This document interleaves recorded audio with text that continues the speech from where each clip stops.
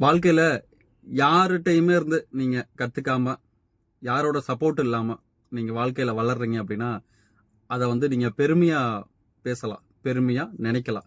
Hi, hello, வணக்கம். நான் உங்கள் தேய்க்காத சட்டை. எல்லாருக்கும் வெரி குட் மார்னிங். எல்லாரும் எப்படி இருக்கீங்க? நல்லா இருப்பீங்க நம்புறேன். ஏன்டா திடீர்னு இப்படி சொல்றேன் அப்படின்னு நினைக்காதீங்க. ரீசெண்டா என்னோட வாழ்க்கையில நடந்த ஒரு விஷயம். எனக்கு டிரைவ் பண்ண தெரியாது. நான் டிரைவிங் ஸ்கூல் போய் தான் டிரைவ் பண்ணேன்.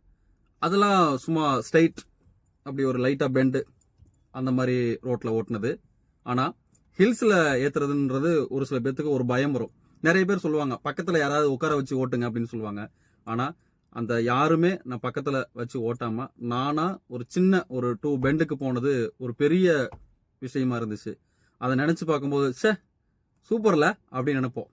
அந்த மாதிரி நீங்க உங்க வாழ்க்கையில யாரையுமே சப்போர்ட் இல்லாம பண்ண ஒரு விஷயம் அப்படின்னா எதை சொல்லுவீங்க? கமெண்ட் பண்ணுங்க.